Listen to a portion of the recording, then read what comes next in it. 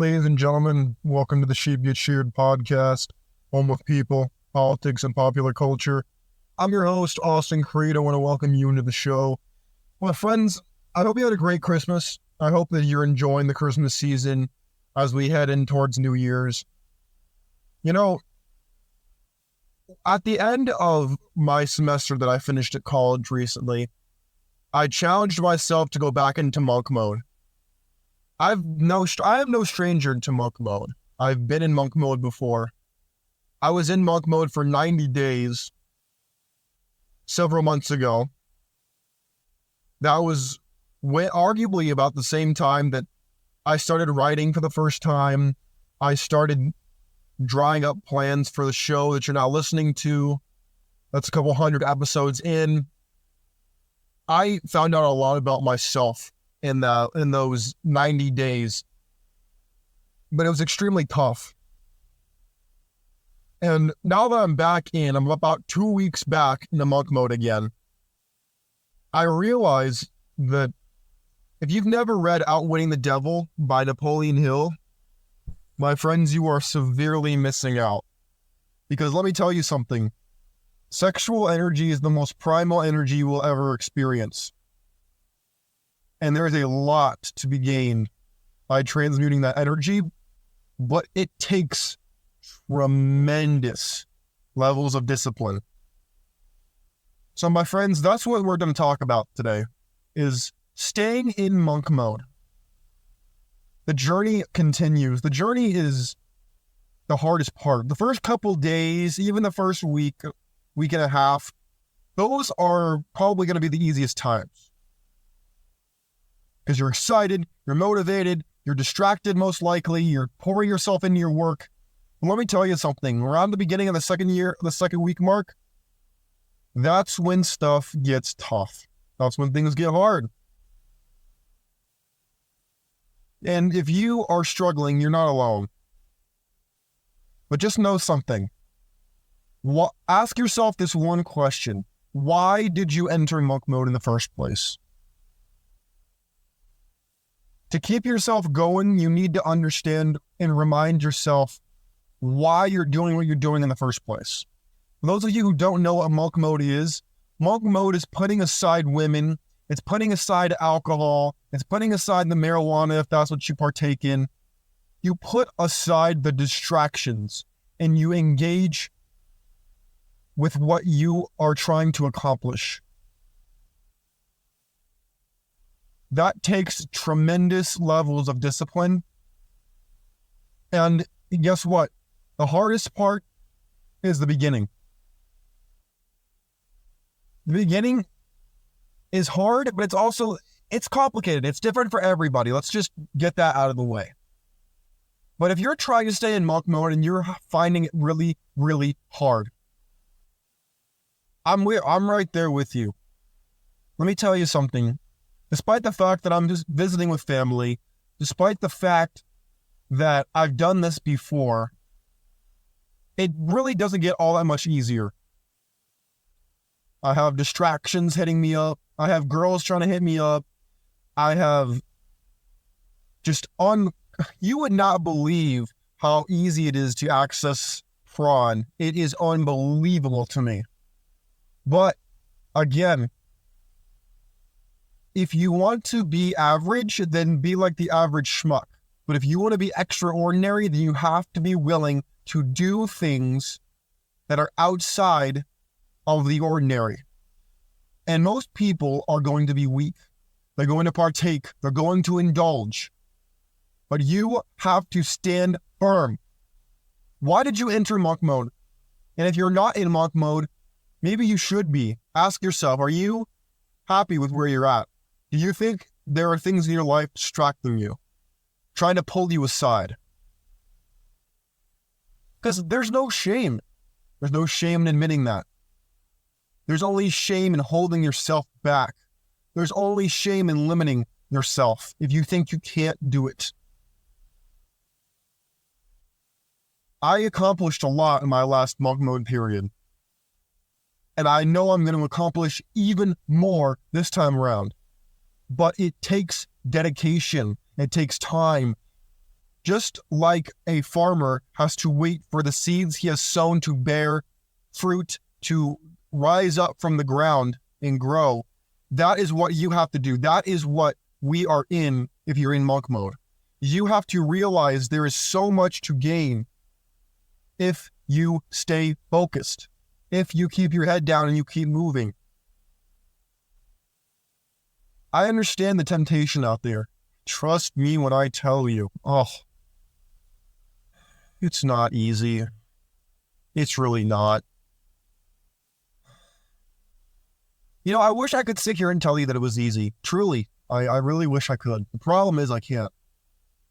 Because then I'd be a liar, and I don't believe in lying to you.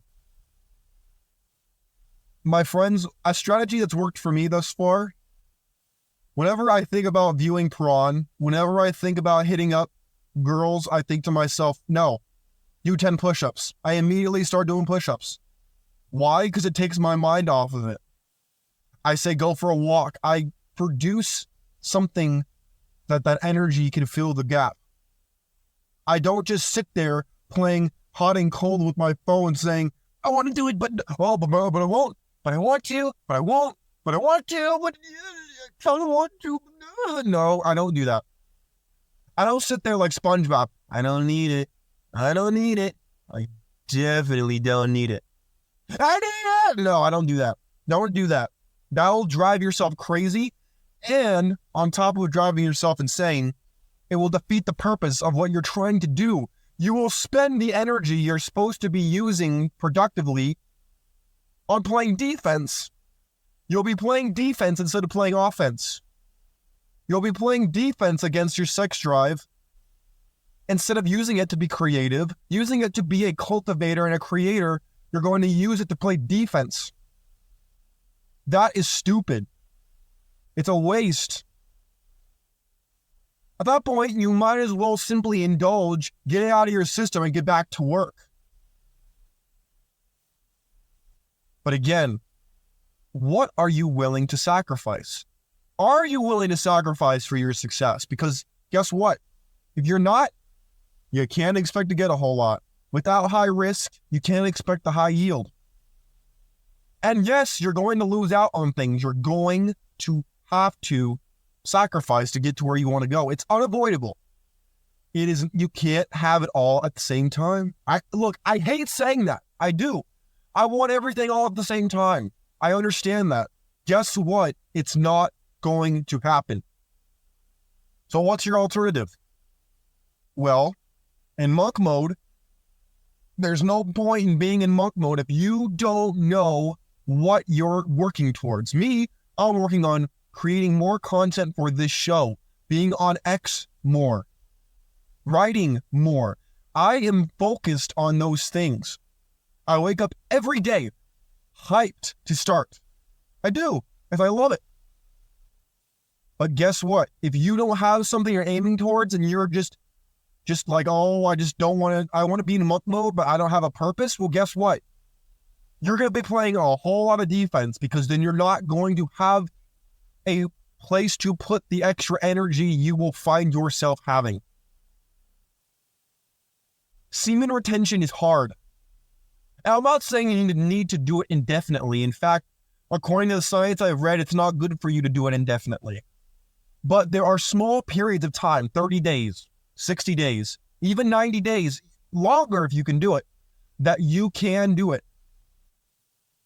I'm not a medical professional, but what I'm here to tell you is this. You must be willing to sacrifice to succeed, because if you are not, someone else will, and you'll be left in the dust.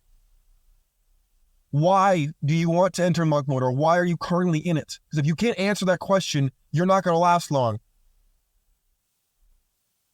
Oftentimes, we want to give our sexual energy because we feel an emptiness within our soul. We feel an emptiness in our life, and we think feeling something else, will allow us to do that and get that feeling. We would rather sacrifice that energy for short-term fulfillment, short-term excitement rather, instead of long-term fulfillment. That is the whole point of monk mode, is trading the temporary for the long term. And if you're not willing to do that, well, then you're going to get short-term results, and don't be surprised when you don't win in the long term.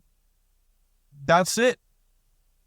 Also, apologies if you can hear the helicopter going above me. That's unfortunate.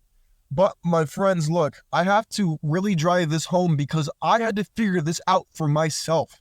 I'm not just trying to yell at you. I had to figure this out for myself. It was hard being in monk mode the first time. Hell, it's hard now. So you can imagine how hard it was the first time. But let me tell you something. There is power in turning down sex, because then you realize that that's really the real leverage that women have over you is the sex. They'll leverage your time, your energy, your attention, your monetary assets against you for the sex. And that doesn't make them evil. It just, you need to realize that romance is a transaction. I know people getting mad when I say that, but take the emotion out of it. Show me where I am factually incorrect. Please, don't give me the emotional garbage. I want an actual pragmatic argument as to how a relationship is not transactional. Because it is. Every relationship doesn't have to just be romantic. Every relationship is at some level transactional. Now, it depends on what you value, but that doesn't matter. What matters is the transaction. And sex and sexual expression is a form of payment. You pay for that. You are losing energy. You're losing vitamins. You're losing protein. You're losing blood. You are losing actual assets that could be used at other avenues, but you're using it for the fulfillment, for the arousal. That's what you're using it for. And there's no shame in that. But just realize you're not going to get the maximum amount of return than if you had doubled down and if you had used that energy elsewhere, in plain English. My friends, are you in monk mode? Have you not even heard of monk mode before? I've done a video on monk mode before, but I really want you to understand the realities of what we're dealing with. Life is a game in some ways, and other times it is not. It works more as a metaphor that way, but you need to understand that if you're not willing to pay the price, if you're not willing to pay the price, you're not willing to pay the cost to be the boss, guess what? Someone else will be your boss then. You need to realize that there are real pros, cons, actions, reactions out here in this world. And things don't just happen to you. They happen as a result of something you did or failed to do. So don't play the victim. Become a victor. In the most recent Hunger Games movie, which was great, by the way, I enjoyed it, there's a line that President Snow has when they're learning about the Hunger Games, and it's new and it's fresh. I won't spoil too much of it for you if you want to go see it. But the line he has is, the woman asks him, what is the purpose of the Hunger Games? And she's like, to basically play the game. And he's like, well, what player are you then? And he says, I'm the victor. That is the mentality you must have. Because if you don't, trust me, someone else will be all too eager to take that role for you. My friends, stay vigilant, stay informed, keep questioning everything out here, including me, especially me. And let's get out here and let's win, and let's do better than yesterday. And stay in monk mode if you're in it, and if you're not, consider doing it for the good of yourself, your future. And staying motivated is only part of the battle. Remember why you managed to get thus far, or even considered it. That is powerful. You're already ahead of the curve. My friends, let's get out here and let's win. Don't be a victim. Become a victor. All right. Have a great Christmas season. I'll talk to you guys again soon. I'm out of here. Peace.